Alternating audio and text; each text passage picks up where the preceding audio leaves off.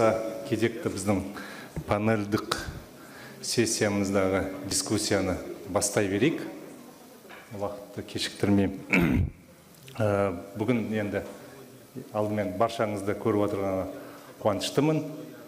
Мен алдында да біршама азаматтар сөз сөйлеп кетті. Өздерінің құттықтауларын айтқан болар. Мен де осы құттықтауларға қосыламын. Үлкен шынында да оқиға. Неге оны үлкен оқиға деп бағалаймын? Себебі кез келген бір шараны бастаған бір бөлек, ал егер де ол шара, жоба ары қарай жалғасып жатса, бір дәстүрлі неге айналып жатса, бұл әрине өте бір қуантарлық мен үшін жағдай. Қазфорумда осыдан қаншама бірнеше жыл бұрын басталып, сол шара, осы жоба әлі де жалғасып жатқаны мен өз басымды қуантады. Яғни бізде осындай қауымдастықтың құрылып жатқанына, және де ол әрқашанда жаңа тұлғалармен, жаңа жобалармен толықтырылып отырғандығы қуантады. Ең бастысы осы қазақ тілінде интернет кеңістігінде дискуссиялардың мазмұны да өзгеріп жатқанды қуантады. Бір кездері менде бір осындай бір көңіл толмайтында бір әсер болатын. Жылдан жылға бір тақырыптарды қайта-қайта езгілеп, кешіресіздер, талқылай береміз.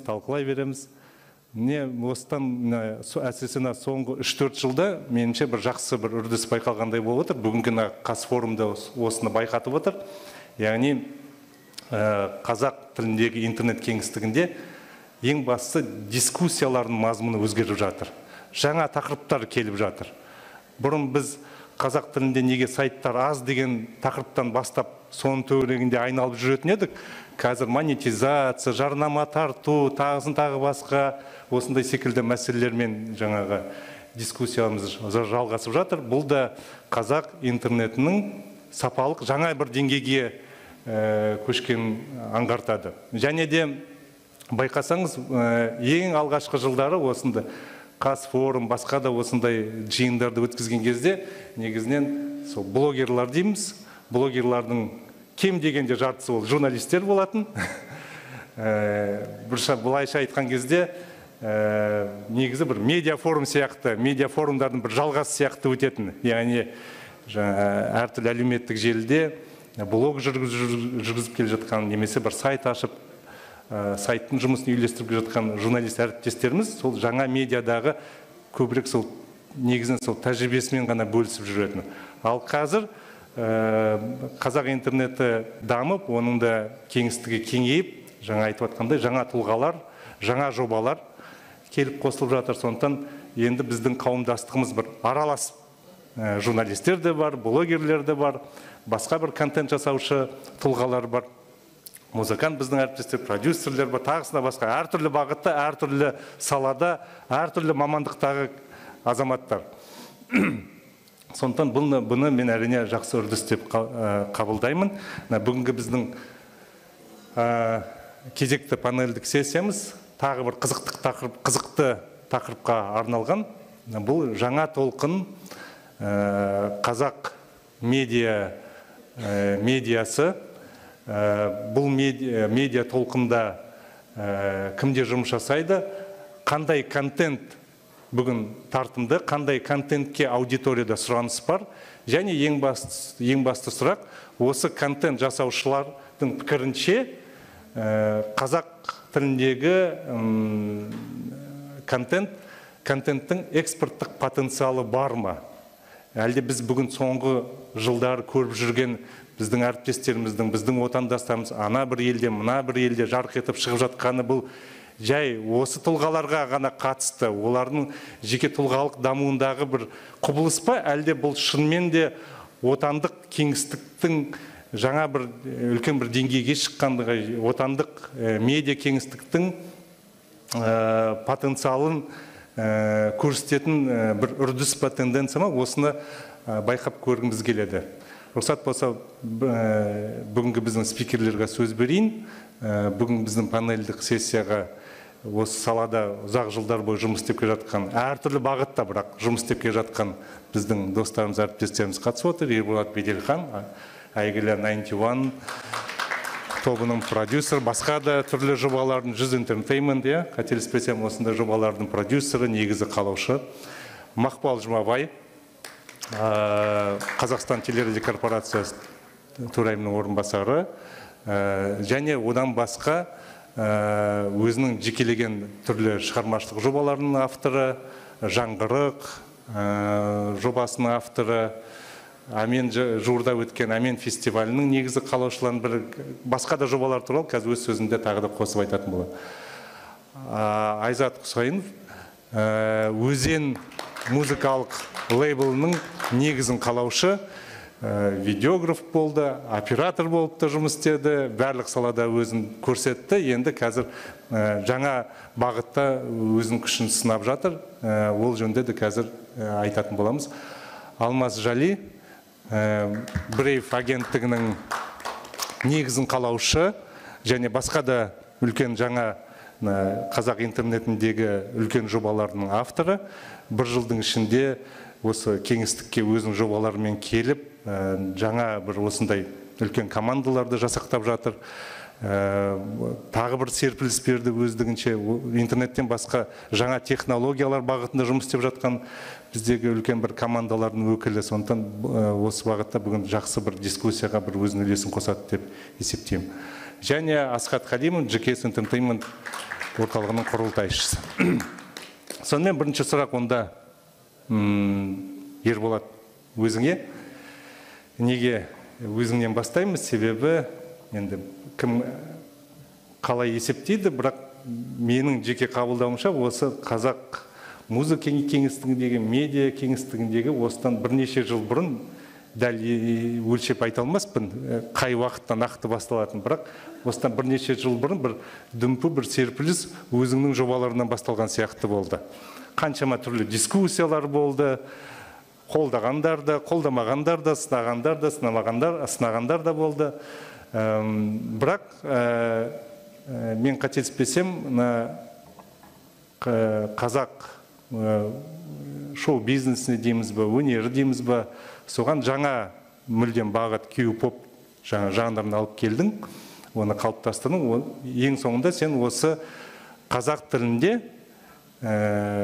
орындаушылардың үлкен миллиондық аудиториясы бар екенін көрсете алғандай көрсеттің. Көрсеткен алғашқы осындай тұлғалардың бірі болдың. Мен бірінші сұрағым, осы миллиондық аудитория бар екенін сен қаншалықты осыны дұрыс болжай алдың? Сен осыған сенімді болдың ба? Сенің жобаларың осыншама үлкен миллиондық аудиториясы бар. Жаңа біздің алдымызда панельдік дискуссия қатысып отырған азаматтардың пікірін тыңдадым. Сонда бір азаматтар айтып жатыр, енді бізде орыс тілді жарнама беруші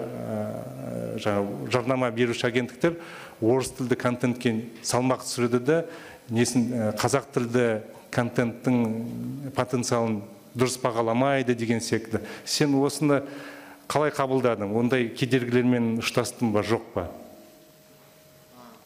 Қайырлы күн, баршаңызға рахмет, шақырғандарыңызға. Мен алғашқымын осы форумда. Өте керемет. Тақырып өте қызықты. Интернет және қазақ тілінің дамуы. Біріншіден, енді әр адам, мен өзім ойлаймын, өзінен бастайды. Егер сен біреуге бірдеңе ұсынғың келсе, сен біреуге үлгі болғың келсе, сен өзіңнен бастайсың. Сол сияқты, сол 91-ші жылы біз көшіп келген кезімізде, сол Монғолиядан қазақша сөйлеу мәселесі, бізде себебі Монғолияда мен өзім бала кезімде моңғолша сөйледім, қазақша білген жоқпын қатты. Сөйтіп келіп, енді осындай Қазақстанға келгеннен кейін басқаша бір орыс тілдің қаншалықты үлкен үлесі бар екенін түсінгеннен кейін, бұл ішкі адамның таңдауы, менің таңдауым. Ешкімге жамандық айтпай, ой, осы дұрыс емес, бұрыс емес, тек қана жеке өзімнің басым таңдауым. Осы салада мен жұмыс істесем деп. Себебі әке шешем екеуде де музыкант. Кезінде бізде де бала кезімізде шетелдің музыкасын тыңдадық. Барлықтарыңыз енді әр адам өзінің музыка тыңдаған кезінде өзінің ішкі дүниесіне байланысты бір белгілі бір жанр таңдайды. Солай болады. Бұл рухани және адамға қажеттілік, табиғи зат. Сондықтан да мен соны тыңдай бере түсіндім. Мен ағылшынша түсінбесем де деді, мен ол музыканы таңдаймын. Бұл жерде таңдау адамның ішіндегі. Демек, не деген сөз? Әр адам негізінде ұқсаймыз біз бір-бірімізге. Біз қатты алыс кеткен жоқпыз біз негізі. Сондықтан да қазақша аудиторияға белгілі бір дүние беру керек екен, заманауи. Ол негізі сол 30 жыл бұрын бастап кету керек еді. Бірақ ол болмады. Сондықтан да бұл 91 ғана емес, негізі мен Ордадан бастадым. Ордадан басталған дүние негізі, осыдан 22 жыл бұрын. Себебі біз бастаған кезімізде интернет жоқ, өкінішке орай, тек қана телевидение. Жүйе жоқ ешқандай. Сондықтан да екінші менің үлкен бір үлесім, әрине сол 91-ды құрған үшін үлкен бір сондай бір дау болды. Мен өзім негізі дайын болдым ол дүниеге.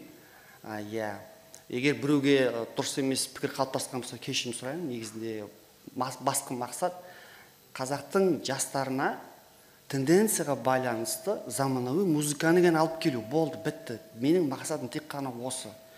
Және соның сұранысы сонда керемет мол болды. Керісінше социалдық проблемалар тесіле бастады.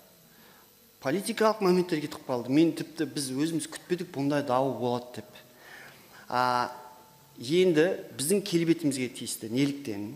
Түсіндірен мүмкін біреу біледі, мүмкін білмейді. Жүйені K-pop Корея системасынан алдым.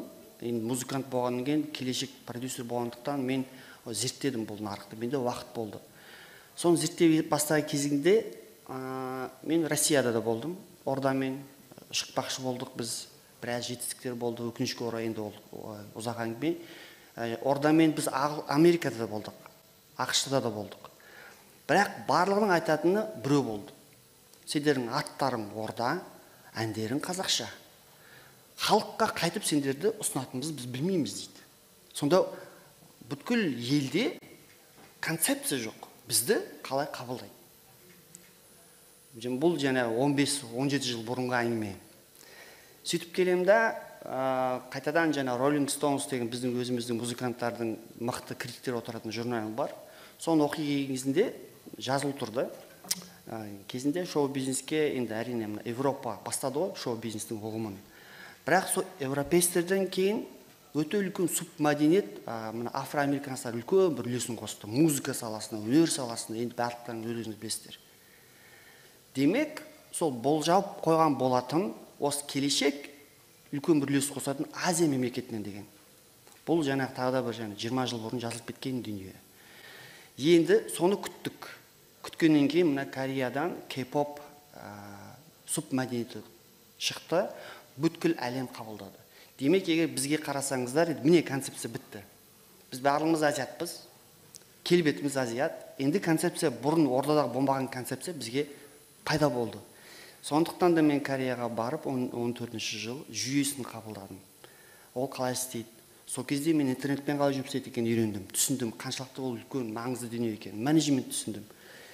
Демек, 91 сол жүйе арқылы құралып, және де менің түпкі мақсатым. Сонда 91-ның жобасының осындай сәтті болуының бір себебі интернет? Дәп сол. Интернеттің арқасында деп айтамын. Себебі бізде басқа да платформа болған жоқ, қалай біз жеткізе аламыз. Эксперттік потенциал өте үлкен. Себебі интернетте ешқандай елге де, тілге де бөлінбейді. Оның дәлелі, әрине, біз қазір өзімізді, былайша айтқанда искусственно сужайым. Біз өзіміз тек қана қазақ тілде өлең айтамыз. Көп адамдар қазір айтып отыр, неге орысша айтпасында, неге қазақша айтпасында, аудитория үлкен. Бірақ та қайталаймын бұл сұраққа, мен біздің өзіміздің таңдауымыз. Сондықтан да интернетте дәл сол біз дәлеліміз қазақша тілінде контентті тұтынуға аудитория өте көп сұраныс бар. Біз оны дәлелдеп шыдадық, ағаты даму өте керемет болды деп ойлаймын. Рахмет. Келесі сұрақты мен Ерболаттың әріптесі, осы музыка саласында қызмет жасап жүрген бірі Айзатқа қойып келеді. Біздің Айзатпен таныстығымыз бізде бір қызық болды. Біз корпорацияда жүрген кезімізде таныстық. Айзат қасындағы бір достарымен бір телевизиялық бір бағдарлама түсірудің бір жобасын алып келді. Бір американдық бір азамат Қазақстанды аралап жүретіндей бір қызықты осындай бір бағдарлама болды. Сосын мен әңгімелесіп отырып, негізі Айзат, сол Қанат Бесекеев, басқа жігіттермен кезінде Айсұлтан Сейітов, осы жігіттермен кезінде түрлі видео, деректі фильмдер түсіріп жүрген тәжірибесі бар. Сондықтан мен Айзатқа айттым, одан да деректі фильмдермен айналысайық. Сендердің жаңаға түсіретін, жаңаша түсіретін әдіс тәсілдерің бізге керек деп. Сөйтіп, Айзатты көндіріп, бір жыл бойы Айзатты өзімен бірге Ауғанстанға, Сирияға, сөйтіп тасып жүріп, мен бірге Жусанға қатысты. Бірнеше, бірінші операция, оның екінші операция, бір жыл бойы жүрміз. Оның бәрі құпия түрде. Отбасымызға айтуға болмайды, ол да айта алмайды, мен де айта алмаймын, тек екеуміз ғана білеміз, болды. Сон Жусан операциясы жүзеге бірінші сәтсіз болды, екінші жүзеге асты. Қаңтар айында екеуміз шаршап, шалдығып қайтып келе жатырмыз. Военный самолет қой. Сол әскери ұшақпен қайтып келе жатқанда Астанаға келдік. Сол кезде сөйлесіп отырған кезде Айзат айтады маған: Ерлан аға, мен осымен болды, енді түсірмеймін дейді. Мен енді ойлаймын, мен шаршаған шығар, Ауғанстан. Мен айтам, басқа жобалармен айналысамыз енді. Енді осымен мен де қойдым, мен де бармаймын деп уәде бердім үйде. Жоқ, мен жалпы бейне фильмдер, деректі фильмдерді түсірумен қоям. Негізі менің қызығушылығым басқа еді дейді. Мен сен қызығып жүрсің, айтады, музыка. Қалай музыка? Сенімен бірге Ауғанстан, түрмелерге, колонияға барып жүр, елді аралап жүрміз. Кілең бір осындай жаңағы басқа бір контент айналысып жүрміз, өзін жаны нәзік, музыканы жақсы көреді екен. Сол айтады, мен қазіргі заман қазақ музыкасын насихаттау жобасымен қызығып жүрмін. Бізде өте талантты қазақ тілінде орындап жүрген жас әншілер, орындаушылар бар.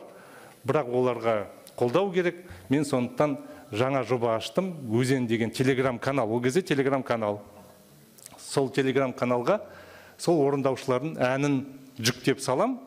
Ол кезде 2000 или 3000 подписчикі бол. Бір 3000-дай бір адам жазылған. Мен таң қалдым. Қаншалық шынында да қызық. Қазіргі заман жаңа стилінде орындап жатқан түрлі орындаушылар, Дархан Жүз, Қоңыратбай ФМ, сол кезде. Мен де жүктеп тыңдай бастадым.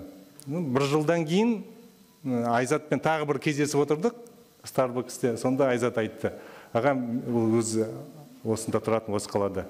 Мен бәрін тастап Алматыға кететін болдым, пәтерімді бәрін сатам. Не істейсің? Мына Өзен лейблді құрумен айналысамын деп. Міне 2 жыл өтті.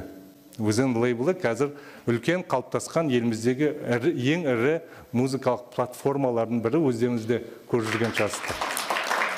Мен оны неге осыны айтып отырмын, және жігіттерге де, бүгінгі біздің спикерлерге де айтқанмын, өздеріңіздің сөздеріңізді, жобаларыңыз туралы айтыңыздар, кеңірек түсіріңіз, жеткізіңіздер. Себебі бізде бәрібірде де осы жобалар жөнінде көпшілігі біле бермейді. Сондықтан келесі сөз Айзат. Вот, Айзат, я тогда тебе задавал вопрос, и еще тебе в прелюдиях хочу задать вопрос. Почему именно взялся именно за такой проект? Тем более, в тот момент большинство контента, который ты продвигал, это все-таки был казахскоязычный контент. И вот и в вопросе к Ербулату, и к тебе вопросу меня интересует вот один только момент. Как вы, исходя из чего вы оценивали потенциал казахскоязычной аудитории? Не боялись ли вы с этими большими проектами идти именно в казахскоязычном сегменте? Спасибо. Но я буду говорить на русском. В этом мой, в принципе, наверное, ответ на мой вопрос. Я изначально русскоязычный казах с севера Казахстана, с Экибастуза.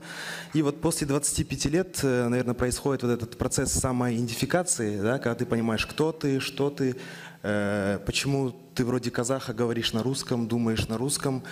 И, буду откровенен, мне, там, в школьные годы, в студенческие годы не совсем нравилось, ну, мы жертвы американской культуры, да, и не совсем нравилось, что происходит там, в музыке в Казахстане. Ну, я буду откровенен, да, ну, танцевали, наверное, только под группу Орда, и там пару еще групп было, которая что-то больше похоже на западную культуру, да, но это правда, я как бы не хочу лукавить, поэтому после 25 лет, ну, начинается такой вопрос, а кто я тогда, да, вроде говорю, думаю на русском, вроде бы похож на казаха, и начал, ну, искать, как сказать, ну, самого себя, кто я есть. И когда я услышал впервые там, Молданазар, Дархан Джуз, артисты такие начали появляться, я понял, что вот это та самая музыка, которую я хотел бы слушать, и мне уже здесь не нужна никакая американская, никакая российская музыка.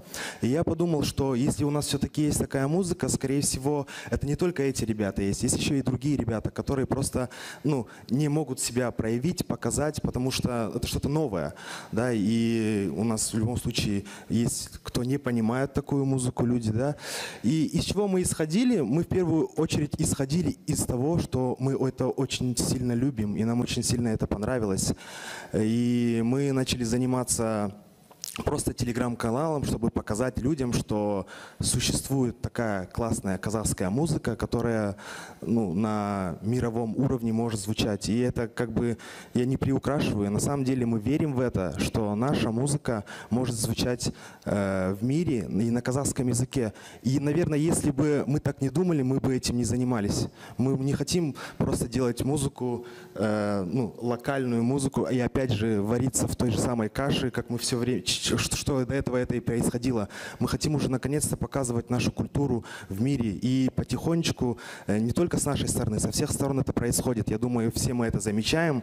И иногда даже до сих пор не можем поверить, что правда, мы можем звучать на мире. Там, наши клипы, наши режиссеры, наши тиктокеры могут быть там, мега популярными. Да, можем, и это очень быстро произойдет. Ну, от того, что мы крутимся в этой индустрии, вот, ну, уже приличное время, я верю и вижу, что это очень быстро произойдет. Мы сами этого не заметим, как Казахстан на карте мира станет очень такой большой страной в медиапространстве. Да, спасибо. И что очень важно, здесь не быть, как сказать, консервативными в этом плане.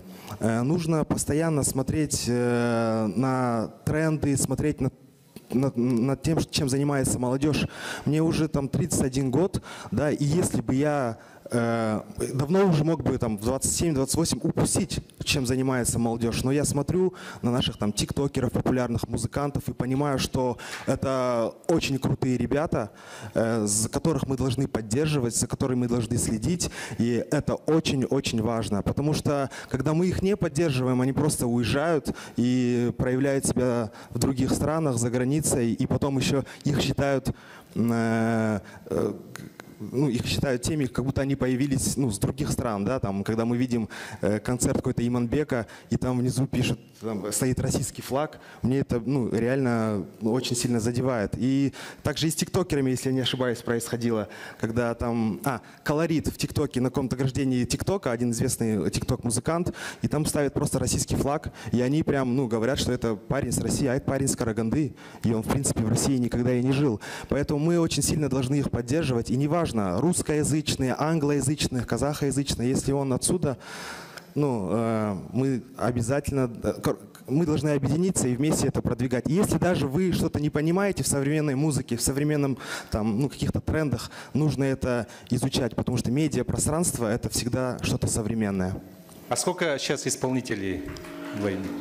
Мы на самом деле не называем себя лейблом, да, потому что лейбл — это что-то такое, наверное, больше про именно бизнес. Это когда, ну, мы немножко не бизнесмены, мы в первую очередь это сделали для того, чтобы поддерживать артистов. Мы называемся музыкальная платформа ОЗЕН. И артистов и даже не можем посчитать, сколько у нас артистов. За 2 года через нас прошло около 800 песен и около 60-70 артистов. И кто-то уходит, кто-то остается, кому мы просто помогаем, кто-то готов с нами работать постоянно. И поэтому мы до сих пор сами еще не поняли, чем мы занимаемся. Мы пока вот проверяем эту индустрию. Да. Идет формирование, да? Ну, сұрағым Мақпалға, неге себебі мен кей кезде өз басым, менің өзімде де сұрақтар болады. Түсінбей қалам. Қалай біздің нарық үлкен емес? Халық саны бойынша біз енді ондай үлкен мемлекет емеспіз. Нарығымыз кішкентай, тар. Бірақ осындай кішкентай нарықта бірнеше осындай үлкен әртүрлі жобалар жұмыс жасап жатыр. Ерболаттың бастаған жобалар тек 91 емес қой. Көптеген басқа да жобалары бар. Айзаттың жасап жатқан жаңағы лейбл, өзен музыкалық платформасы. Енді оған қоса Мақпал да өзінің музыкалық жобаларымен, платформаларымен келіп қосылды. Қосылғанда енді Мақпал да бұрыннан бастап келе жатты. Біз енді Мақпалмен әріптес болдық корпорацияда, мен білем. Сол кезде Мақпал өзінің шығармашылықтағы достарын жинап, басын қосып, сөйтіп бір қауымдастықтың құрылуына ықпал еткісі келіп жүрді. Сөйтіп жүргенде біз жаңғырық деген бір түсірілім жасадық. Осы Айзаттың ықпалымен мен осыны Дархан Жоз, басқа да осыны орындаушылар бар екенін біліп, осы орындаушылардың бәрін бір алаңға жинайық, соны түсірейік деп бастаған едік. Одан кейін мен кетіп қалдым, бірақ жаңғырық одан әрі жалғасып жатыр. Сіздерге тар емес па? Бір рынокты қалайша бөлісіп жатсыздар сіздер өз ықпалдарыңызды? Былайша айтқанда, қазақтың медиа кеңістігі бос деп айтуға болады, Ерлан аға. Бұл жерге қазір осы залда отқан әр адам қосылса да өз орнын табады.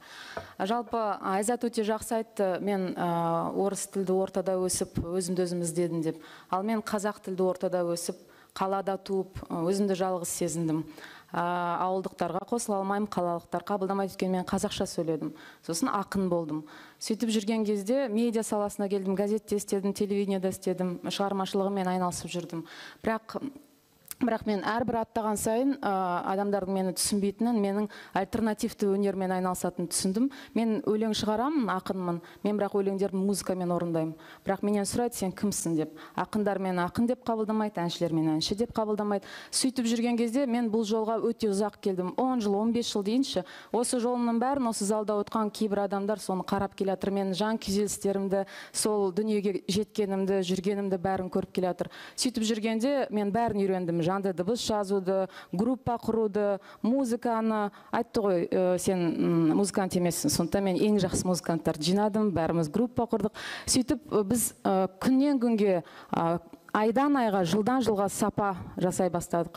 Сөйтіп жүргенде өзімнің концерттерімді өткізіп жүрген кезде менің көрерменім болмады. Мен 200, 300, 400, көп болса 1000 ғана аудиторияны жинай алдым. Тағы да жалғыздық алдымнан шықты. Сөйтіп жүрген кезде мен түсіндім, өзімізді тыңдайтын ортаны өзіміз қалыптастырмасақ, ешкім бізге оны қалыптастырып бермейді. Сөйтіп Ерлан аға жұмысқа шақырды, мен Қазақстан корпорациясында істеймін. Менің концертім эфирден кетіп баратыр. Ерлан аға айтады, Мақпал, сен Земфира сияқтысың. Сосын мен айттым, жоқ, мен Земфира емес, мен Мақпалмын. Сосын Ерлан аға диалог болды, бұндайлар көп пе? Айзатты айтты. Мен айттым, бар, біраз адам. Жинайық, жоба жасайық, жаңғырық. Енді жаңғырық деп кейін атын қойдық. Сол кезде мен есімде Молданазарға, Мархабаға, сосын қалай жалынғаным, осындай бір дүниені жасайықшы, бәріміз бір площадкадан шығарайық. Бір Мақпалдың дауысы емес, 10 адамның дауысын шығарсақ, ситуация өзгереді Қазақстанда.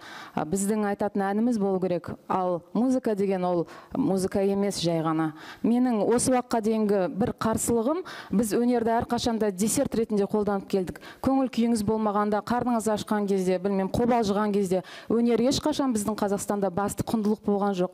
Ал мен оны күнделікті өмірге кіргізсек, біздің басты құндылығымызға айналдырсақ деп күресіп келе жатқам. Сосын мен Қазақстандағы 12 адамды осы жобаға сендірдім. Оның ішінде Желтоқсан бар, бәрі танымал қазір. Дюдензе гитар бар. Содан кейін Аршат бар, бәрін подвалдан шығардық. Мен айттым, бізді ешкім тыңдамайды, әуре болма дейді. Соны оларды сендіру үшін біраз уақыт кетті, бірақ біз жаңғырықты жасаған соң Қазақстандағы сондай қозғалыстың басталғанын мен өзім моральды тұрғыда азамат ретінде сездім. Біздің аудиториямыз шын мәнінде еселеніп кетті. Содан кейін өзен күшейді, жаңғырық осы күнге дейін 28 музыканттың жанды дыбыстағы концертін жазды, YouTube канал ашты, стримингтерге өзінің альбомдарын тегін жүктейтін болды. Біздің мақсатымыз тек қана музыка емес, медиадағы қазақ тілді контентті көбейту, сонымен қатар стриминг алаңдарындағы қазақ тілді үнді көбейту деген сияқты біздің барлық мақсат мұраттарымыз ұлғая берді.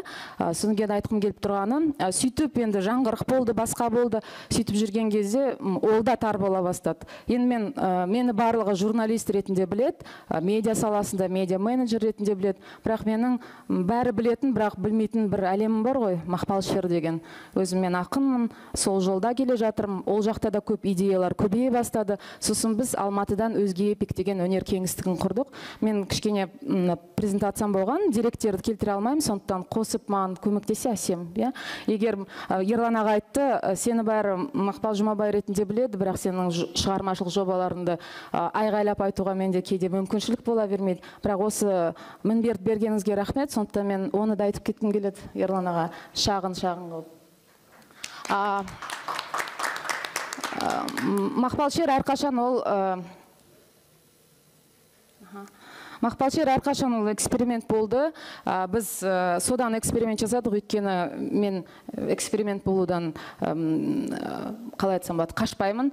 Біз Британияда, Лондонда концерт қойдық. Қазақ интеллектуалды өнерін шетелге ешқандай ұлттық киімсіз, ұлттық үнсіз апардық, және өте керемет қабылдады.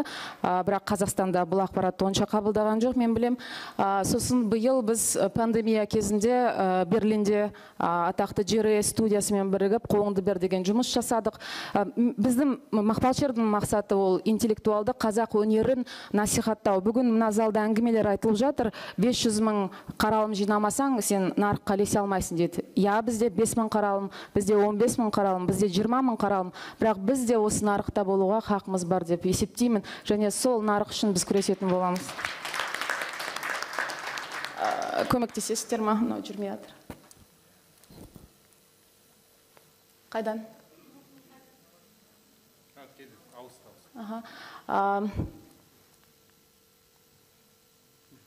Қазір бір секунд. Тек қана музыка емес, соны айтқым келген. Қазір біздің өзге эпик кеңістігінде 2 театр бар, ол күнделік проджект, сосын Старт драма Фархат Молдағалидың. Яғни Қазақстандағы тәуелсіз театр қозғалысын біз дамытып жатырмыз деп айтсақ болады. Қазіргі күннің өзінде біз бірнеше спектакль қойдық. Спектакльдеріміз монетизацияға шықты, сатылатын болды. Маған күн сайын айтып келді ғой, қазақ өнері сатылмайды, билетті ешкім алмайды. Сенің спектакльдерің 5 мың, 10 мыңға ешкім келмейді. Жоқ, біз принципті түрде қазақтың өнерін құны бар екенін көрсеткіміз келді, және оның бәрін тәжірибе жүзінде дәлелдедік. Қазір бір секунд. Бұл енді айтып кетейін, Жауһар деген жаңа жоба. Жақында желтоқсан айында біз бұны презентациялаймыз. Яғни біз қазақтың дәстүрлі ән музыкасында түгендей бастадық. Егер сіздің өнеріңіз цифрланбаса, ол аудиода, видеода, цифрда болмаса, оны жоқ деп есептеуге болады қазір. Сондықтан да біз келесі буынға мен қызығам, олар эксперимент жасай алады. Ал дәстүрлі өнерде қазір эксперимент керек емес. Біз оны фиксировать етіп жатырмыз.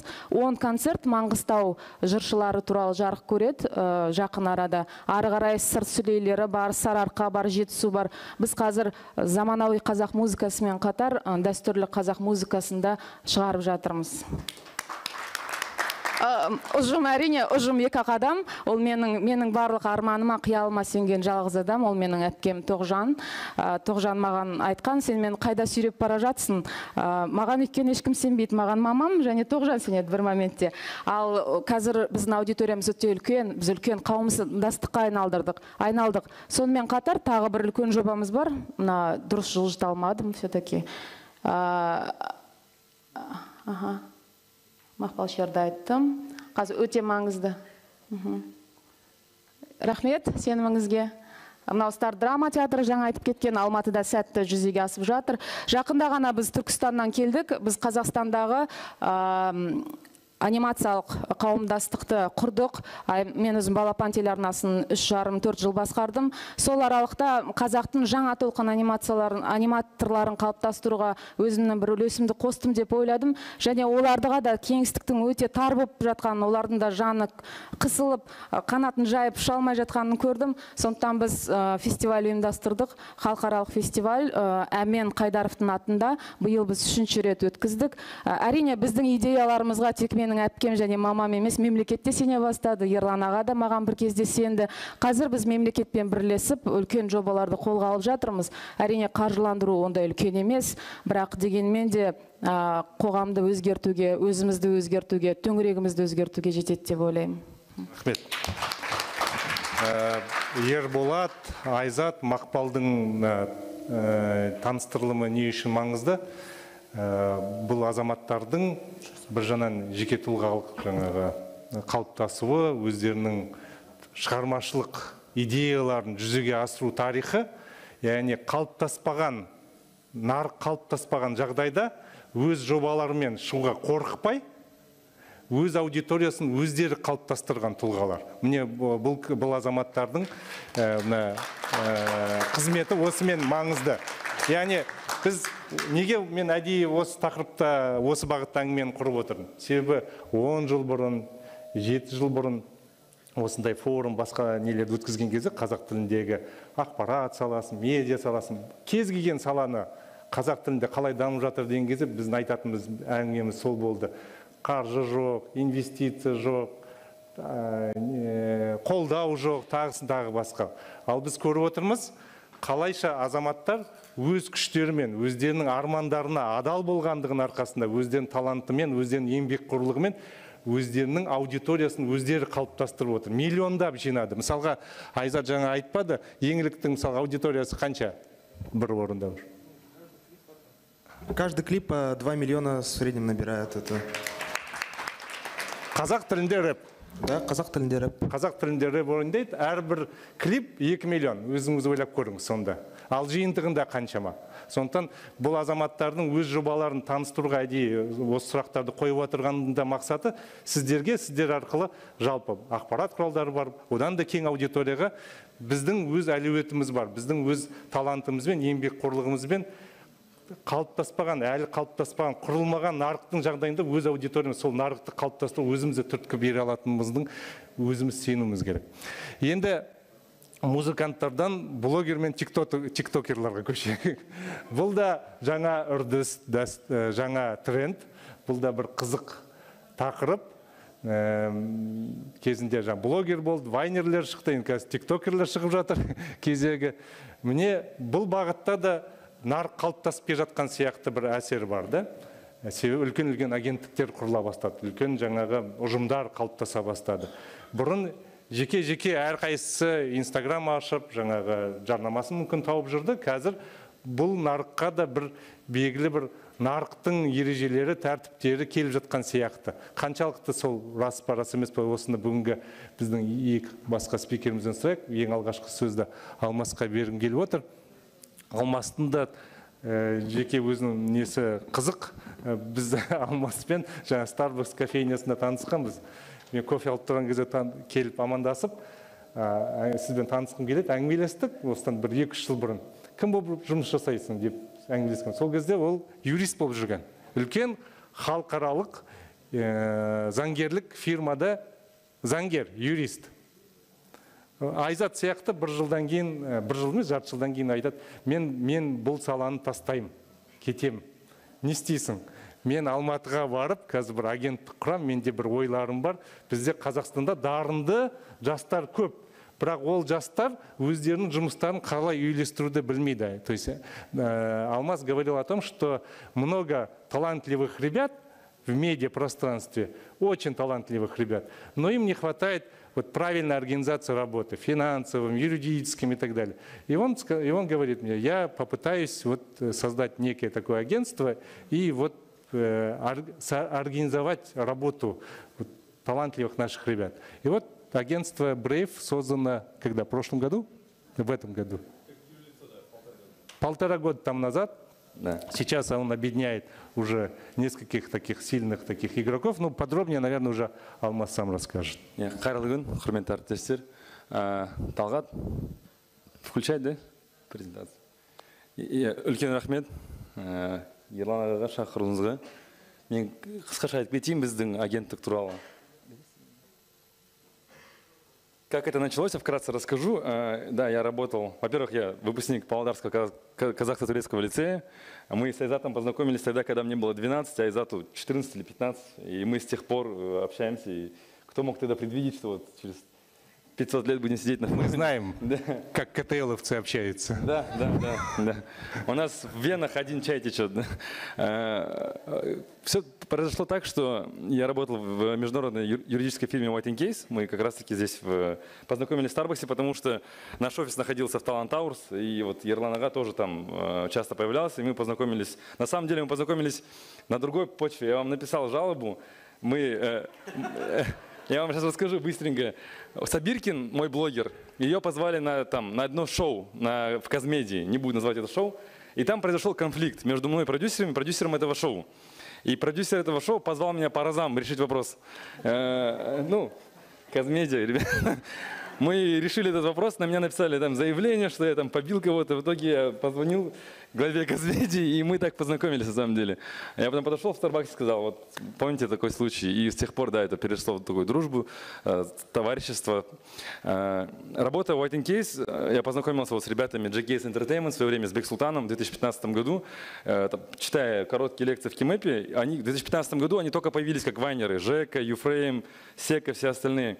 И как бы я, оказавшись в Тусе, был юристом, и они говорят, ну ты же юрист, там первые сделки пошли. У Джокас тогда было 50 тысяч, кажется, подписчиков, у Жеки 30 тысяч. Первая реклама в Инстаграме. И к ним приходили контракты. И они они не знают, ни ИП, ни счета не могут выставлять. И говорят, ну ты же юрист, помоги. И я там бесплатно в течение года помогал, год-полтора.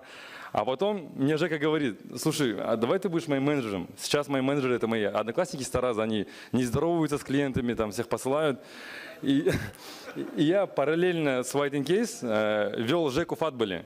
Потом пришла Сабиркин, и как это было? Условно, мы там делали сделку Казахтелеком, Халыкбанк объединение, и я выбегал на обед, либо на кофе-брейк во время сделки, и читал сценарий Жеки и отправлял его клиенту. Сценарий Вайна. То есть это такой был на самом деле диссонанс, но я очень любил это дело. И со временем понял, что медиа очень сильно растет, как раз таки вот мы с Ерланом обсуждали, и я понимал, что нету реальной какой-то организации. Вот маленький пример приведу. Есть, вот, хотел бы аналогию привести с исламом, наверное. Джамага делится на два, да, когда ислам растет. На асхабу суфа и асхабу кирам. Асхабу суфа — это те люди, которые изучают хадисы, и они, грубо говоря, в правильном смысле пропагандируют ислам, чтобы вот Ходжа Ахмед Иссауи, да, асхабу суфа, которые они продвигали ислам на всю Центральную Азию. А асхабу кирам — это те люди, которые продюсируют это дело. Они помогают там деньгами в основном. И вот если Айзат — это человек, который за творчество, за созидание, то я как бы покорный слуга таких людей, который должен обеспечить финансовую поддержку. Я должен найти рекламные контракты, я должен найти любым способом деньги для того, чтобы там условно УЗМ произошел, для того, чтобы клипы произошли. Я быстренько пробегусь по нашим резидентам. У нас 95% ребят на эксклюзиве, вот 1% там это вот Ерболат ага, наверное, 91 — это те единственные партнеры, с кем мы просто как друзья сотрудничаем, но они тоже у нас есть. Можно дальше, вот к резидентам, да? Наш, не буду рекламироваться, просто хотел показать, с кем мы работаем.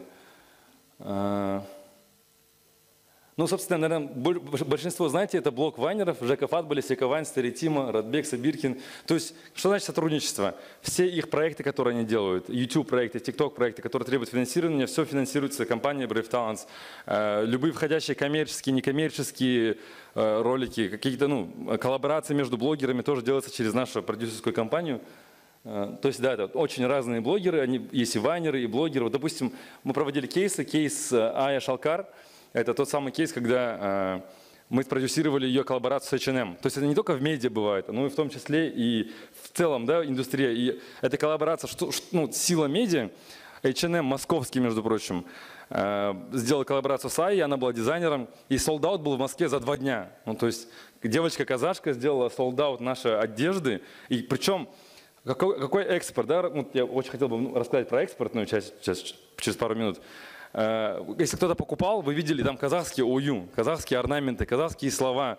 И, честно говоря, я был очень тронут. Вот недавно, когда последний раз в Москву ездили, стоял возле там, входа в торговый центр «Цветной», и пара русских ребят, парень и девушка, пробегали в одежде от Аи Шалкар с казахскими ою и там слова «Уэзене сен» там, и так далее. И это на самом деле, ну, что может быть круче, да, с точки зрения экспорта.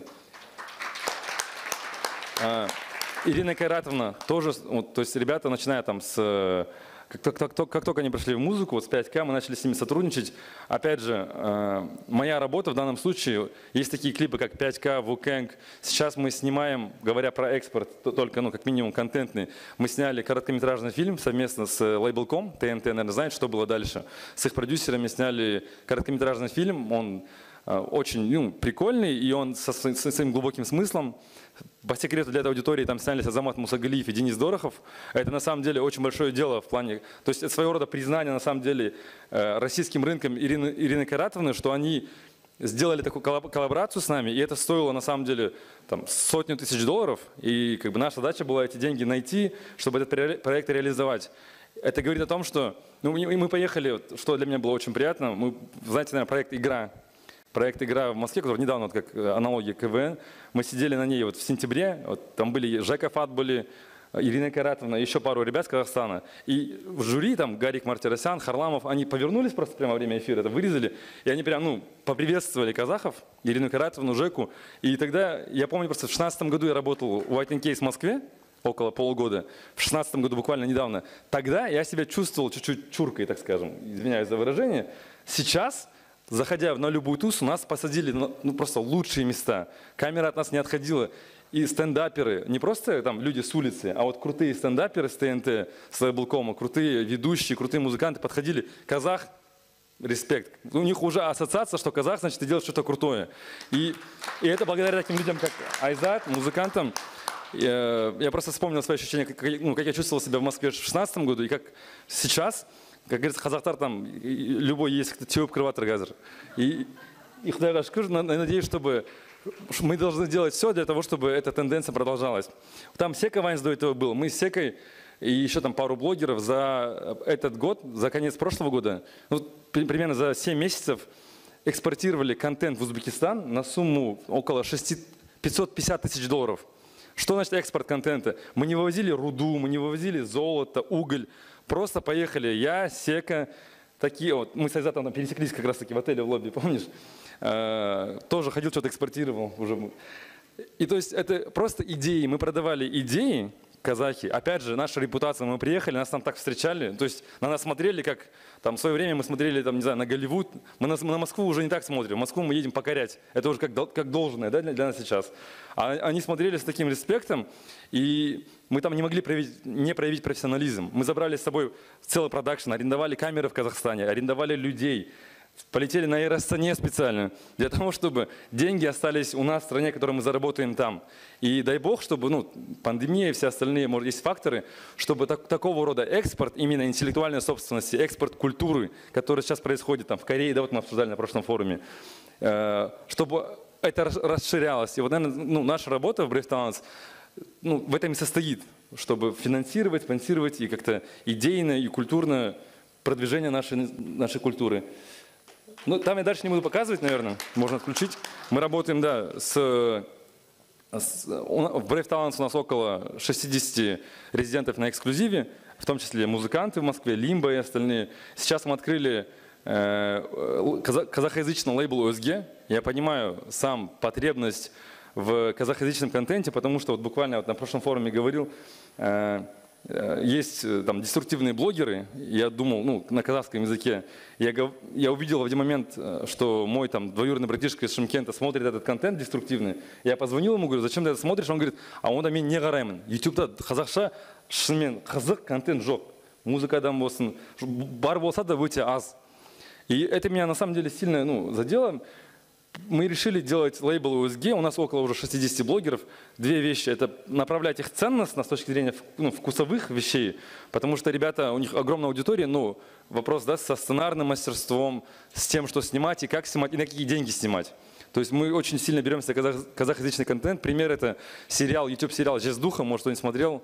Шымкентские ребята, вот буквально 25-я серия вот должна выйти под нашим продюсированием, потому что у ребят нету денег, но очень много, они пестрят идеями, но вот не могли пробиться в Алмату. И вот я им объясняю, что, ребята, Алмата — это только начало. И они на самом деле, они как раз таки, вот, они в КВН участвуют. Они представить себе не могли, что вот можно двигаться, так скажем, вот так. Они увидели там. Мы сделали коллаборацию. У нас медиа поделилась на два, по сути. Русскоязычная медиа и казахоязычная медиа отдельно совсем живут.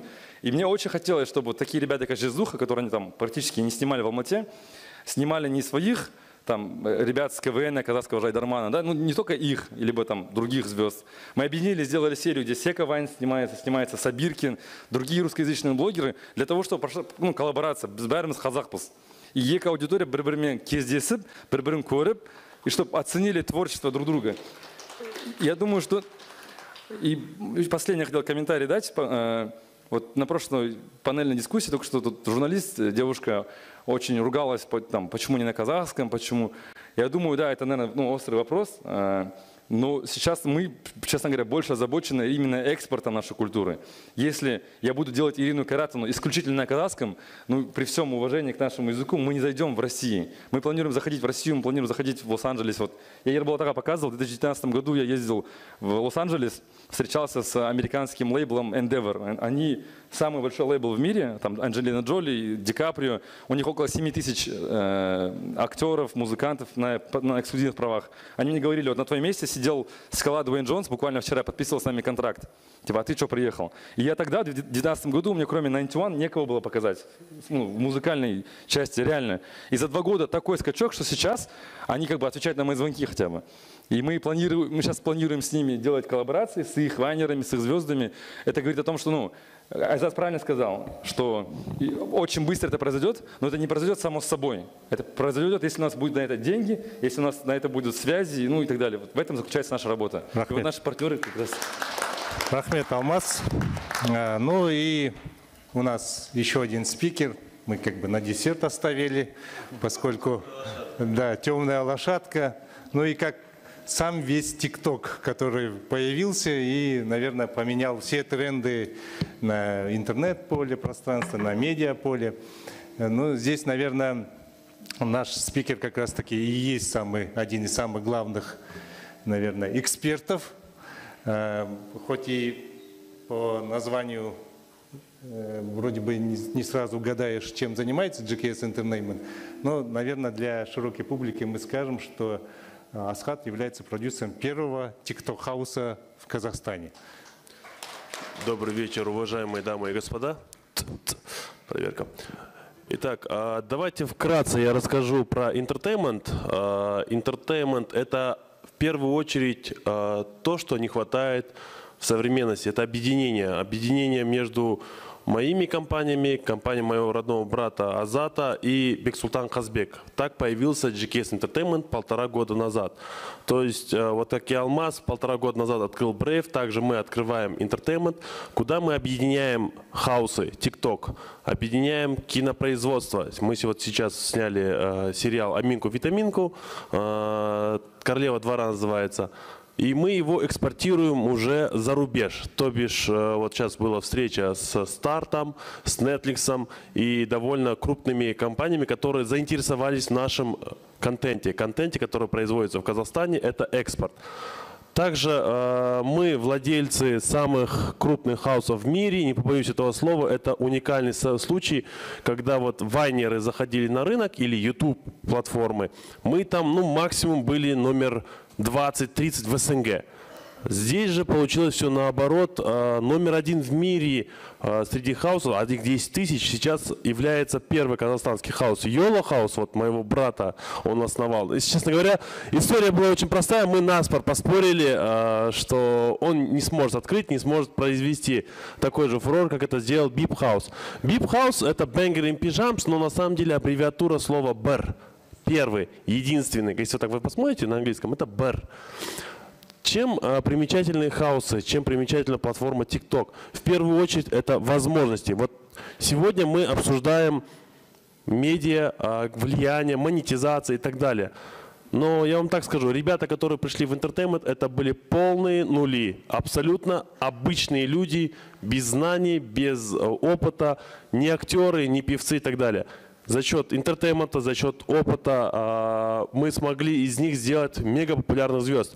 Наша девочка Алина Ким, да, она метиска, казашка, кореянка, сейчас возглавляет мировой топ-100 блогеров в мире по ТикТоку.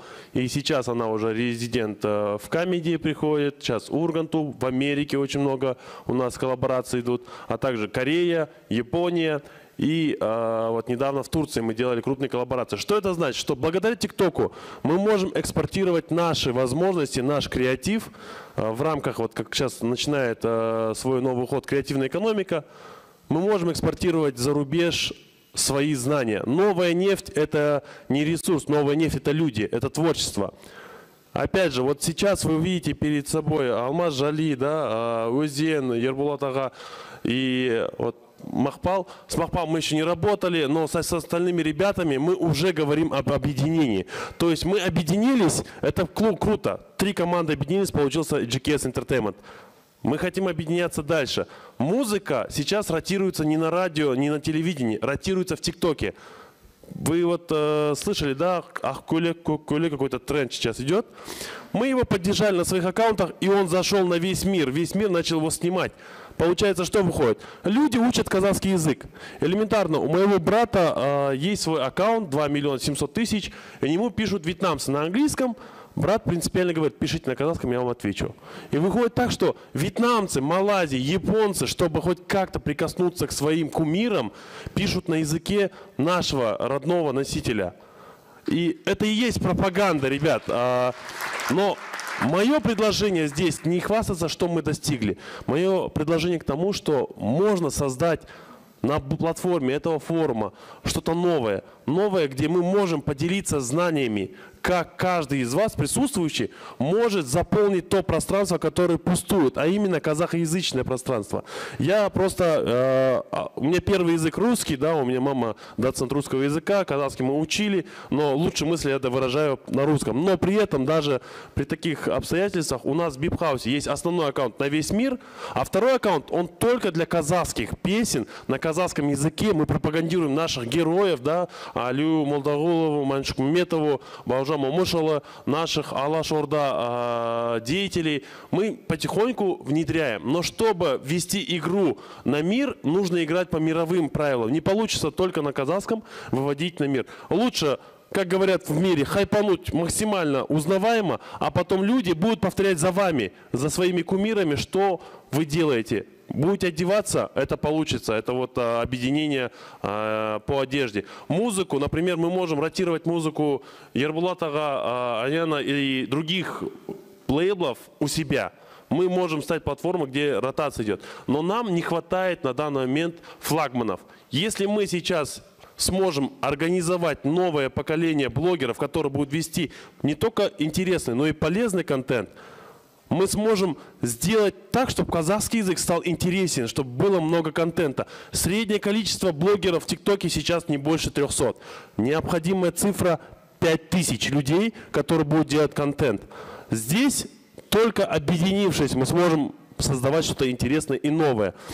Монетизируется ли ТикТок? Я вам скажу, очень даже монетизируется. В ТикТоке, в отличие от других платформ, есть 12 видов монетизации. В том числе и музыка, кино, ссылки, профайлы. Можно интегрировать даже приложения. Вот мы впервые сейчас американские приложения рекламируем, потому что американские чеки в разы выше, чем Казахстан. И выходит так, что вначале у нас было 90% монетизации Казахстан, 10% мир. Сейчас 75% entertainment ТикТока монетизируют с мира. То есть это мы экспортируем наши знания, наши креативные подходы и приносим в страну деньги. Новая нефть, ребят. Но этой нефти мало, мы хотим большего, поэтому мы в будущем хотим создать совместно с определенными людьми NGT, New Generation Talent. Огромная платформа, не только в Алмате, но чтобы это можно было сделать в Архалыке, в Мангыстау и так далее, так далее. Для этого просто нужна идеология. Это хорошо бьется с креативной экономикой, но здесь очень важно, как Алмаз сказал, да, что бизнес и творчество должны идти вместе, а не порознь. Вот это и есть объединение. В целом, если вкратце сказать, будущие планы интертеймента – это снимать фильмы, производить для крупных стриминговых платформ на нашей земле, в Казахстане, на наших локациях интересный контент. Шекер недавно получил в Пусане, да, награду. И это только начало. Мы можем и умеем делать. Сейчас новое поколение может создавать, у них нет барьеров. Но как Алмаз и вот ребята говорили, к сожалению, мы теряем наши мозги. Колорит, классный потенциальный человек, его сразу забрали москвичи. Имамбек, недавно вот мой брат ездил в Москву, чтобы поддержать его на Грэмми, так как кроме нас там казахов больше не было. И он получил Грэмми впервые на СНГ. Где? Не в Казахстане, не в Алмате, в России. И забрали его не какие-то супер лейблы, это просто лейбл. Просто из-за того, что Бала, как говорится, вышел из простых людей, для него любое, что связано с Москвой, кажется круто. У нас есть возможность в Казахстане, если создавать новые платформы, новые ротации, оставлять наши таланты здесь. Рахмет, Асхат. Рахмет. У нас мало времени остается для дискуссии, поэтому перейдем к вопросам из зала. Вот когда мы проводили первый Казфорум, я помню, что у нас были проблемы со спонсором. Бізге айтатын қазақ тілді шараға спонсорлар келмейді, тағысын тағы басқа. Қазір қарап отырмын, қаншама спонсорлар қатысып отыр. Жусан банк өкілі Қуат Донбай бірінші сөзді. Спонсорларды құрметтеу керек.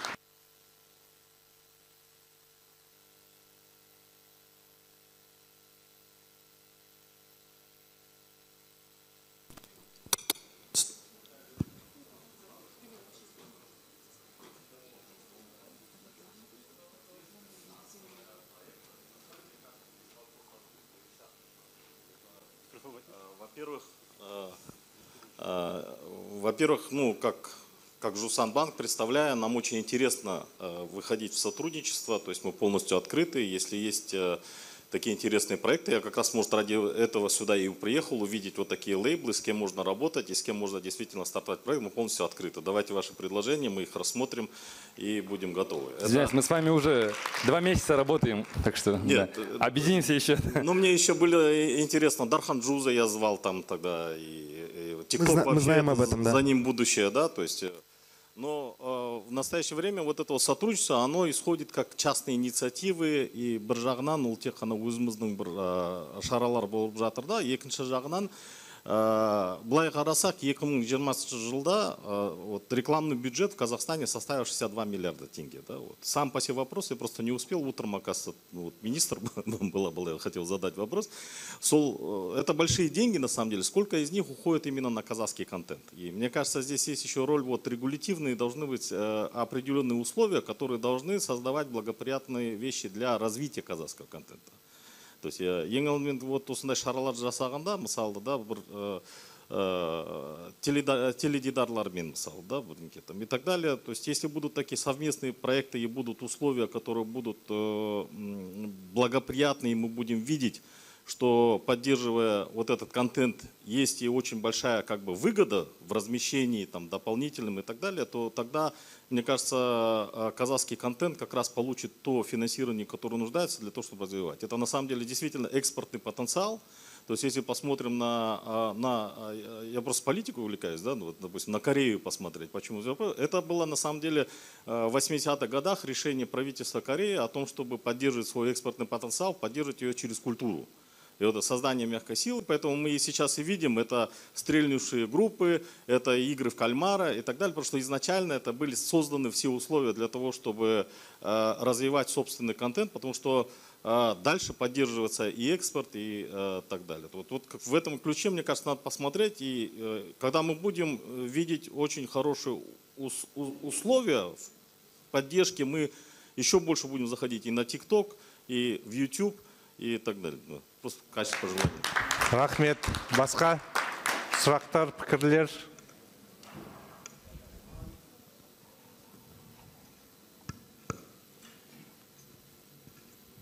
өздеріңіз таныстырып өтіңіздер. Ернат Мелісұлы,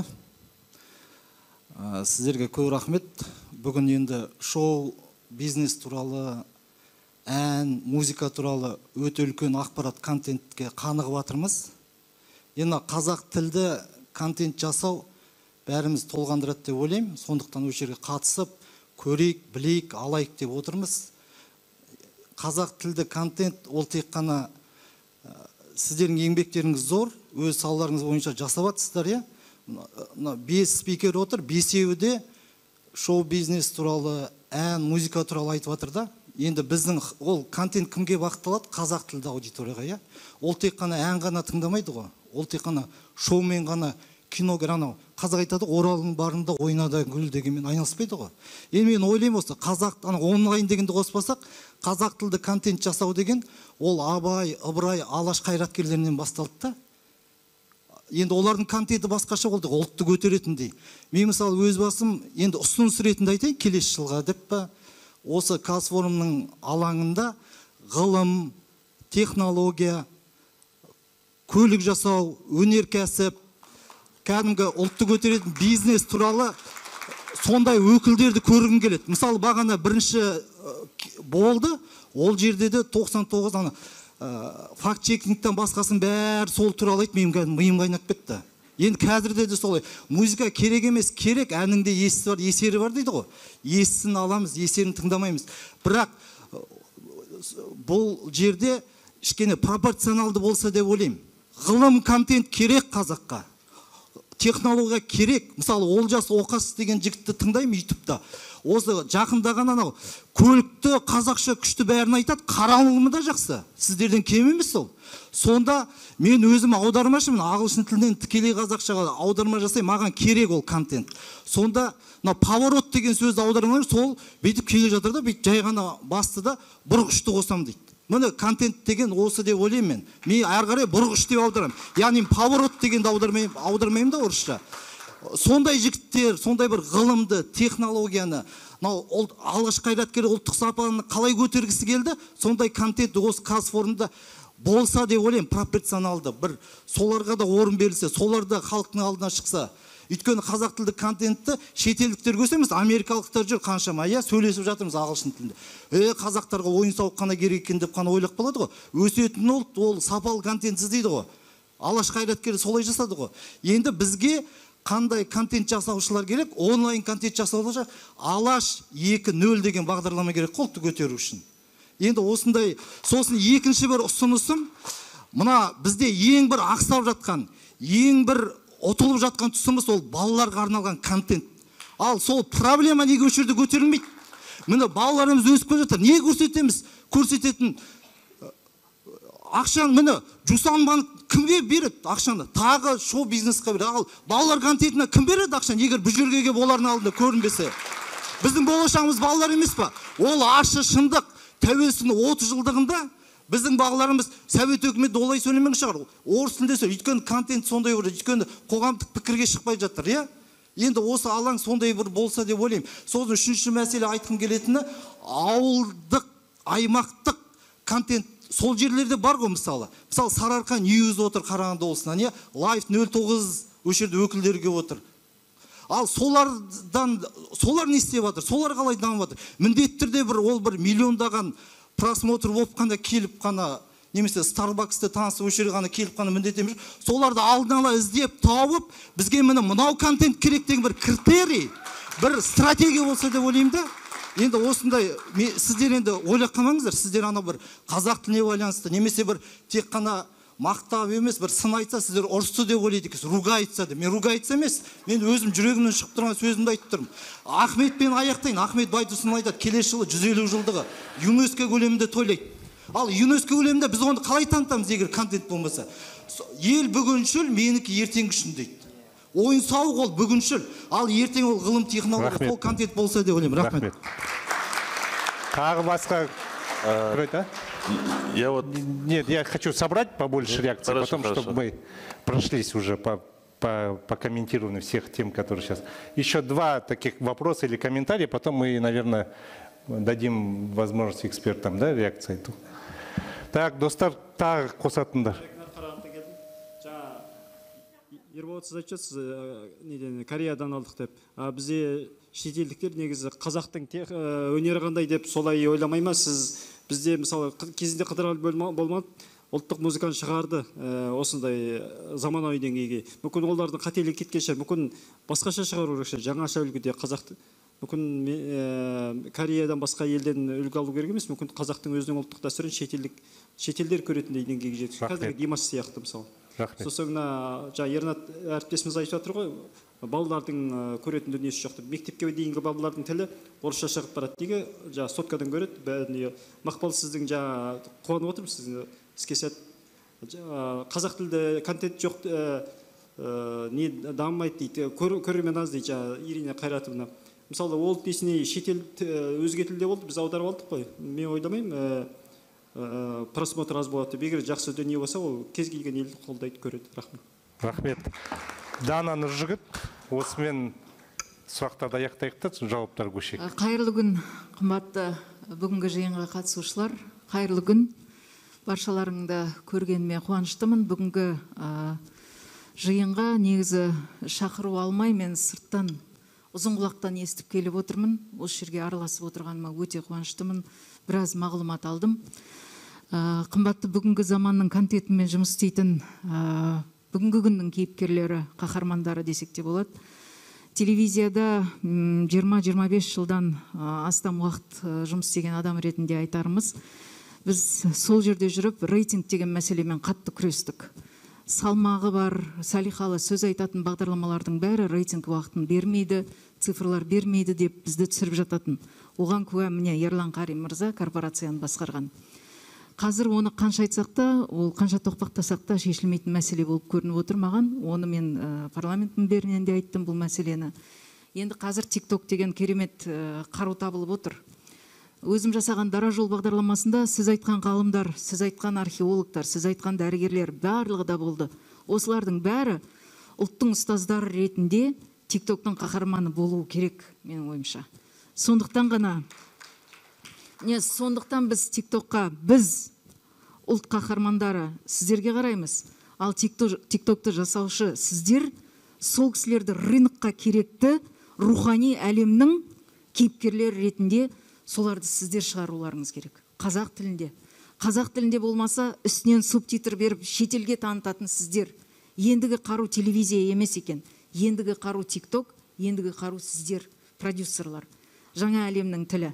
Ал енді ғылымға келетін болсақ, өкінішке қарай өзім өмірде көрмегенмін, офлайн көрмегенмін. Әсел Мұсабекова деген тамаша Францияда оқитын біздің жас дәрігеріміз, вирусолог ғалымымыз бар. Сол бірнеше топтан ғалымдардың тобын құрып, инста парақша ашқан ғалым Faces деген. Бары жоғы 2000 ба подписчигі бар қазақ парақшасында. Жылағың келет әлгіні көрген кезде. Ал енді жасаған еңбектері ұшан теңіз. Біздің қазақ ғылымында жаңалық ашып жүрген жастарды. Міне осыларды насихаттау керек меніңше.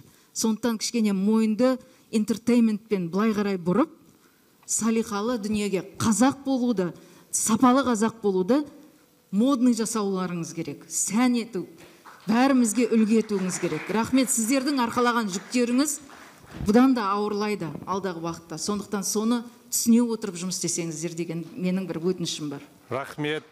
Құрметті достар, бізде панельдік дискуссиямызда талқылаудың уақыты шектеулі, сондықтан енді жауаптарға көшетін болайық.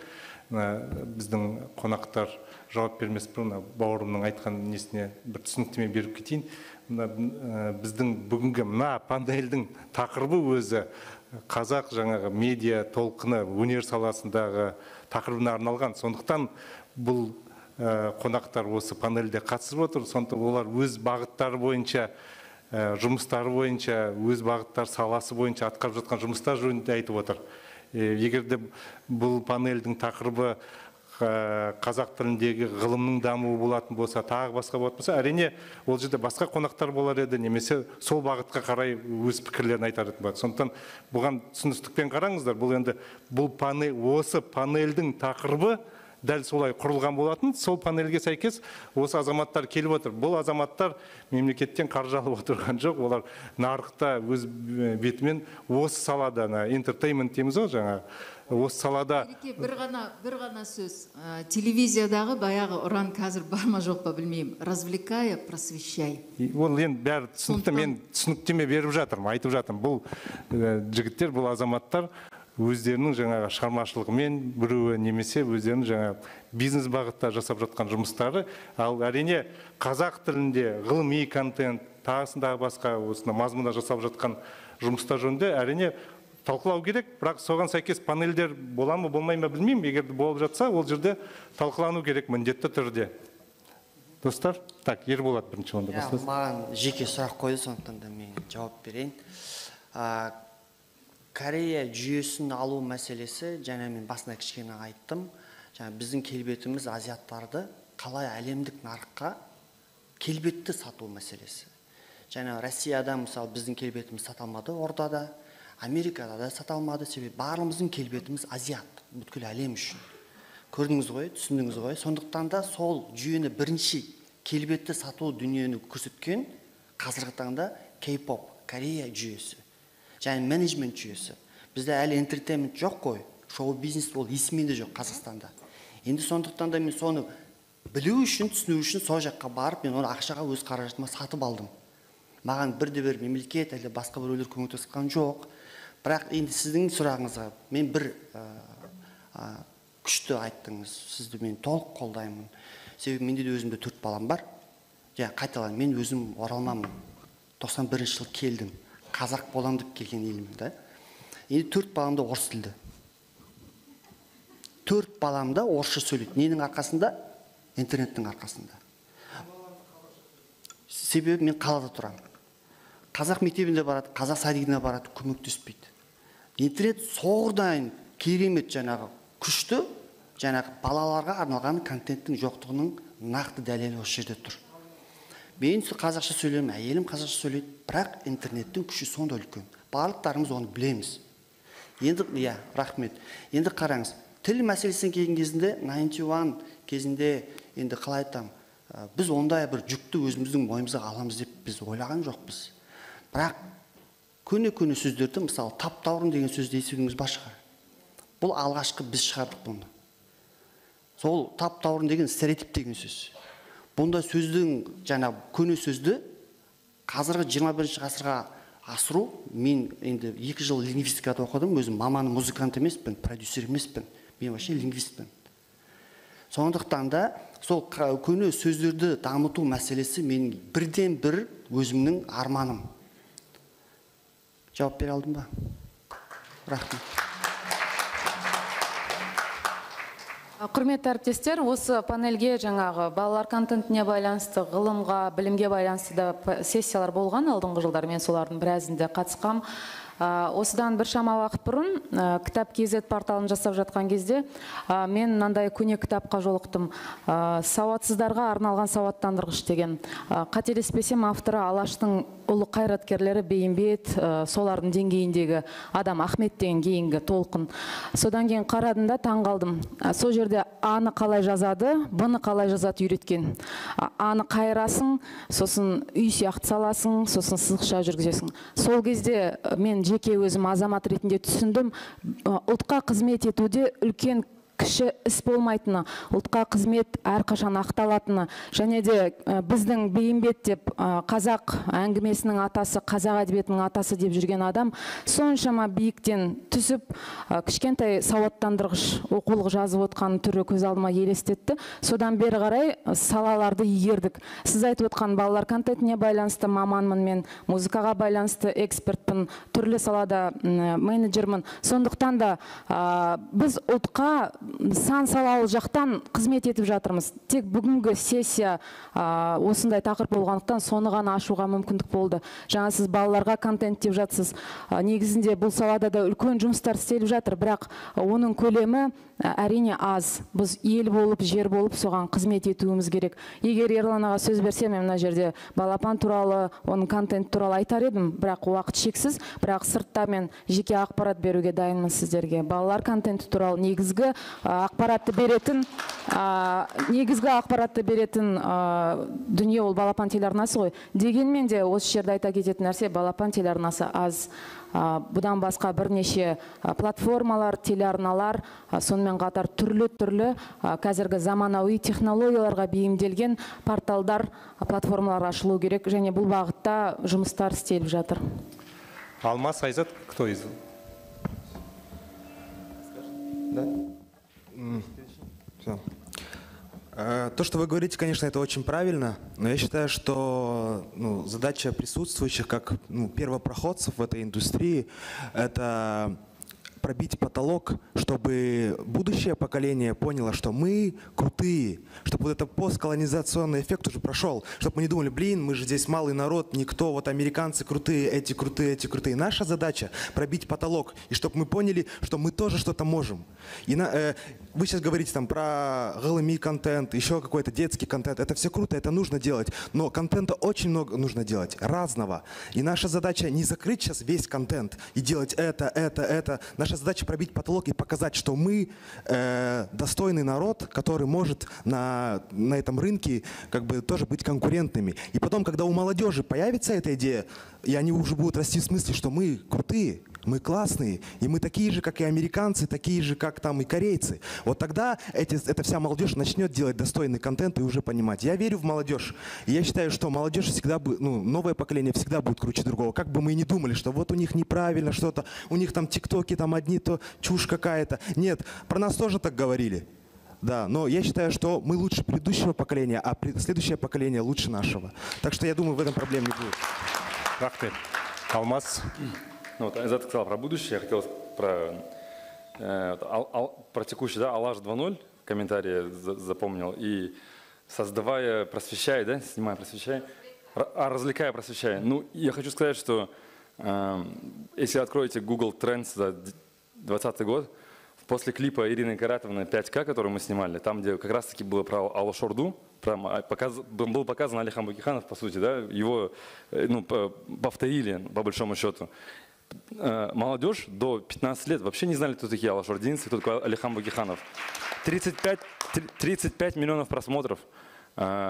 Біз осы жақында Мәскеуге барған кезде Алихан Бөкейхан атамыздың мазары сол жақта Мәскеудің сыртында. Зирата. И по словам вот там, кто сидят люди, охранники, очень, говорит, много появляется, он говорит, кыргызов приходит. Мы объясняем, это не кыргызы, это казахи приходят к своему предку.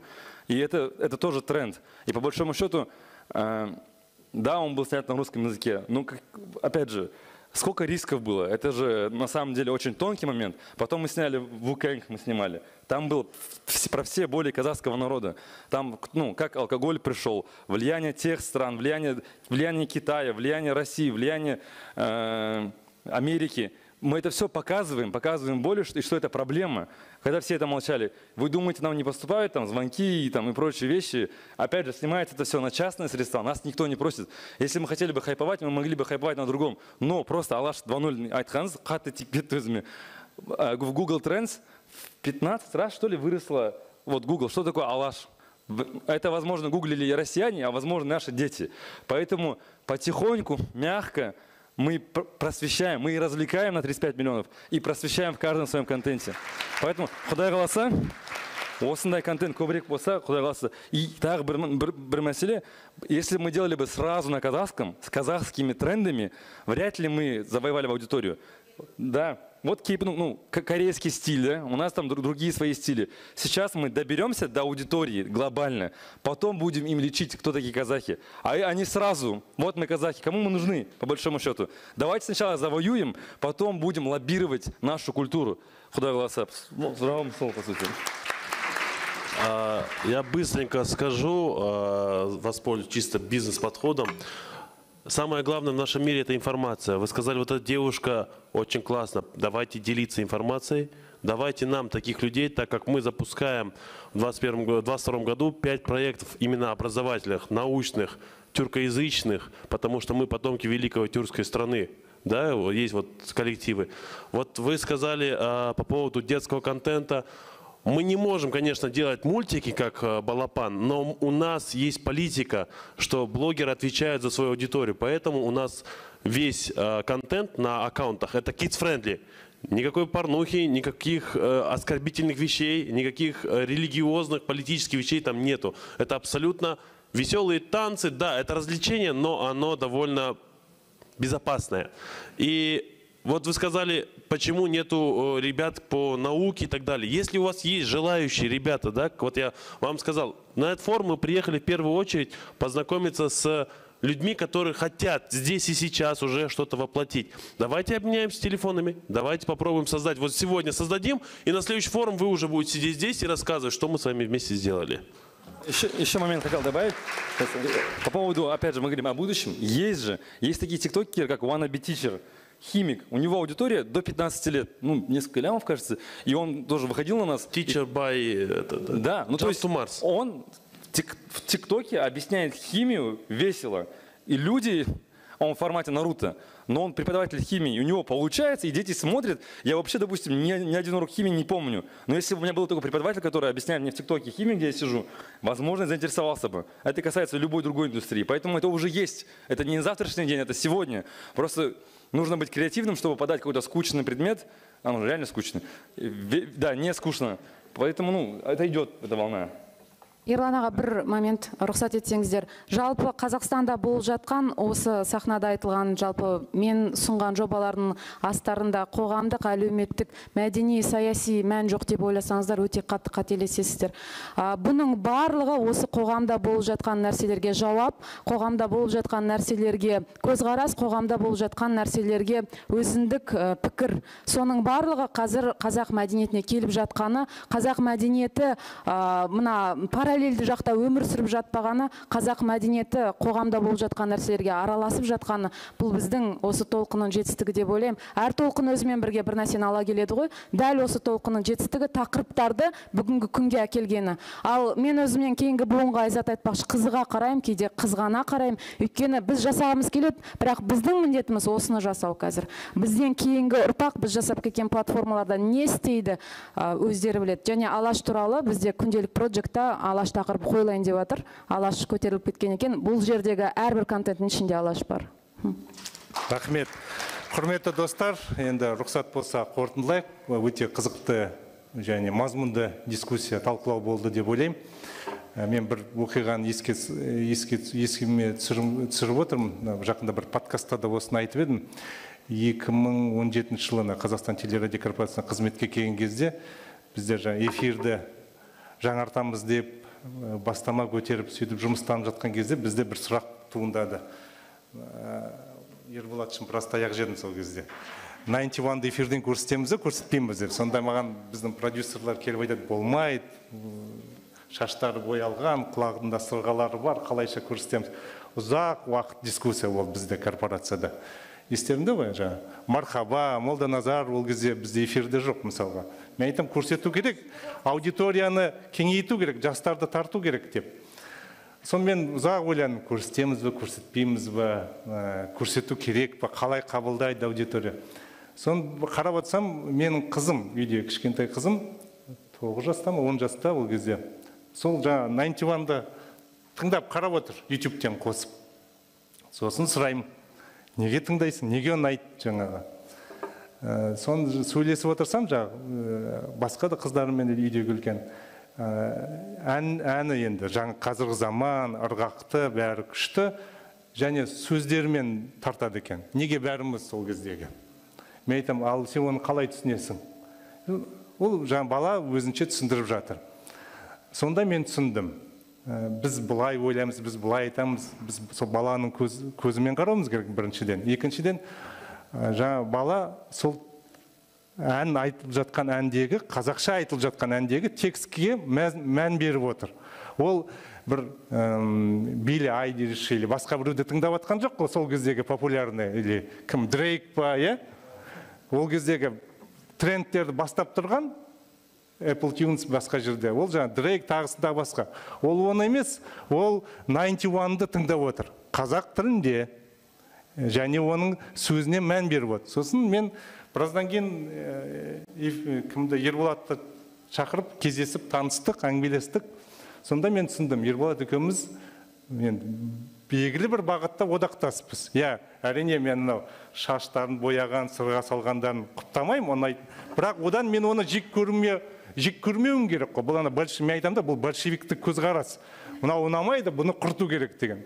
Біз былай ойлауымыз керек. 91-ның әні жақсы, ұнайды, әні ұнамайды. Болды, бірақ одан мен 91-ды жоққа шығармауым керек. Ол да бір құбылыс. Мен неге одақтас деп есептедім? Наркотикке қарсы, алкогольге қарсы.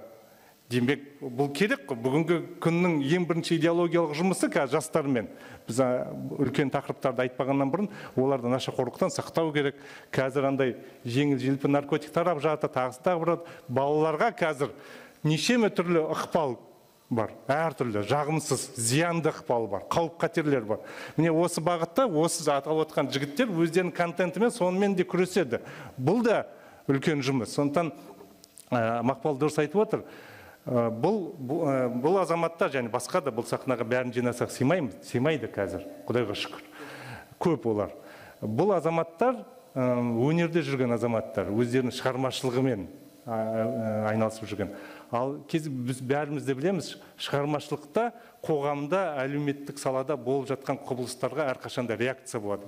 Әркімде өздігінше реакция. Жаңа Алмастың айтып жатқан Ирина Қайратовна тобының биылғы әні болсын, тағы басқа болсын. Әрқайсының шығармашылығы белгілі бір қоғамдық санаға бір дүмпу, бір серпіліс беріп жатыр. Оны жоққа шығара алмаймыз ғой. Шығара алмаймыз. Мен тағы бір үлкен қызым, қыздарының хикаясын айтып кеткен болды ғой. Жазда үйге келіп отырсам, қызымнан сұраймын ғой, бүгін не істедің деп. 20-да қызым. Бүгін құрбыммен кездескенмін. Сенмен әңгімелесейін деп едім. Біздер бүгін отырып әңгімелесіп отыр, кофейняда кездестік. Ашаршылық туралы әңгімелестік, аш туралы әңгімелестік дейді. Мен тыңдап айтам, сендер 20-дағы қыздар, жастар, кофейняға кездесесіздер. Сендер неге киноны талқыламайсыңдар, неге музыканы талқыламайсыңдар, неге? Мен енді былай, әдейі провокационный сұрақ қойып жатырмын да, неге ашаршылық, неге алаш? Бізге енді қызық болды, біз соны талқыладық дейді. Неге? Бұның барлығы ықпал, музыкадағы болып жатқан дискуссия, бәрі бір-біріне қосымша тағы бір серпіліс береді. Осы уақытқа дейін алаш туралы тарихшылар бәріміз айттық. Біреу қызықты, біреу қызықпады. Ол біздің бәріміздің шығарған кітаптарымыз өз арамызда ғана тарады, шындығында айтайық.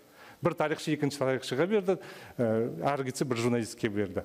Ал қазіргі біздің азаматтарымыздың шығарып жатқан туындылар арқылы бұл тақырыптар, бұл жаңа неге тарап жатыр. Және де мына жерде жаңа айтып отырмын, сахнада жинасақ, адамдарды қазір сыймайтын еді. Қазақ тілінде контенттің тартымдылығы жөнінде бүгінгі негізгі Казфорумдағы тақырып. Міне бұл әріптестеріміз бүгін соған да жауап беріп отыр. Қазақ тіліндегі жалпы орыс тілінде болса да қазақстандық контент, немесе қазақ тілінде қазақ контентке сұраныс бар. Оған қаржы тартуға болатын дәлелдеп отырған азаматтар. Тағы бір осы жерге, мысалға, мен тағы да бір азаматты қосар едім, мысалға, Сакен Жолдас, атақты дизайнер жігіт, Қазақ Репаблик брендінің авторы. Онымен де мен бір 2 жыл бұрын танысқанмын. Жақында бір әңгімелесіп отырғанда, оның қазіргі тауар айналымы 1,5 миллиард теңгеге жетті, мысалға. Футболка, ол футболкаларда не жазылған? Орысша, ағылшынша емес қой, қазақ тілінде. Рас қой. Яғни ол да қазақ тіліндегі контентті, мысалға, қазақ тілінде тауар өндіруші, бірақ сол тауардың тартымды болатындығында, сұранысқа ие болатын нарықтық жағдайда дәлелдеп отыр. Немесе бүгін Айзат айтпады, бірақ біраз жігіттер, Асхат та айтты, Алмас та айтты, Ерболат та, Мақпал да айтып отыр, қазақ контенті қазір өз елімізде, Құдайға шүкір, біздер бір неге иелендік. Қазір біздің жастарды өз әнімізді тыңдайды, өзіміздің фильмдерді қарайды, рас қой, баяғыда емес. Енді шетелге шығып жатырмыз. Мен бір сұрақ қойған болатым, әдейі, біздің экспорттық потенциалымыз бар ма деп. Мысалға, Айзат жазда маған айтқан, сосын бір жігітте суретке жіберді. Қараңызшы, Өзбекстанда 40 миллионға жуық, енді былайша айтатын болса, 40 миллионға жуық рынокта Кока-кола сатылады, шыны. Сол Кока-кола шынында астында өзен деген жазу бар. Білесіздер ме? Өзен деген. Айзаттың жасап жатқан музыкалық платформасы Coca-Cola Өзбекстанда өз рекламасында, жарнамасында пайдаланады. Ойлап қараңыз, қазақ әншілерінің, қазақ орындаушыларының танымалдылығы, олардың жаңағы соншалықты Өзбекстандағы ірі компаниялар өздерінің брендтерін өз рыногында жылжыту үшін қазақ брендін пайдаланады. Міне, меніңше, бұл да бүгінгі біздің дискуссиямыздың бір дәлелі. Яғни біз өз елімізде, өз аудиториямызға лайықты өнім жасай аламыз, және де біздер басқа деңгейге де, сыртқа да шығара алатын қабілетімізге, өз күшімізге сенуіміз керек. Рахмет.